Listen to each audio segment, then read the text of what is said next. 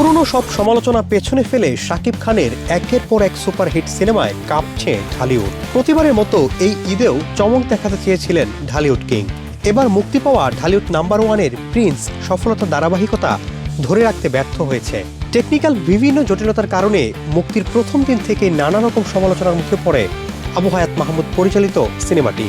এবার জনসম্মুখে এসে শাকিব খান দুঃখ প্রকাশ করে দায় চাপালেন পরিস্থিতি ও সময়ের উপর। আমার টিমের পক্ষ থেকে, আমার প্রযোজক, আমার পরিচালক, সবার পক্ষ থেকে আমি সরি চাইছি যে আমরা চেষ্টা করেছি।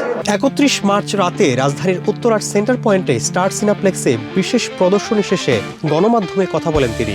এ সময় শাকিব খান ছাড়াও উপস্থিত ছিলেন নির্মাতা, প্রযোজক, অভিনেতা, অভিনেত্রী সহ সিনেমা সংশ্লিষ্ট অনেকেই।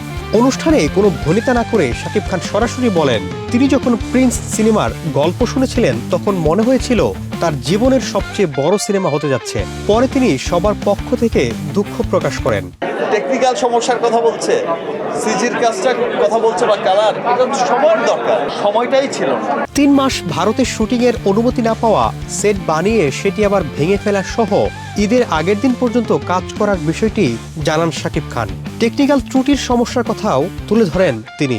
মুক্তির পর প্রথম 5 দিন মাল্টিপ্লেক্সে সিনেমাটি চলেনি, যা বড় ধরনের ক্ষতির কারণ হয়েছে বলে জানিয়েছেন তিনি। Cheers.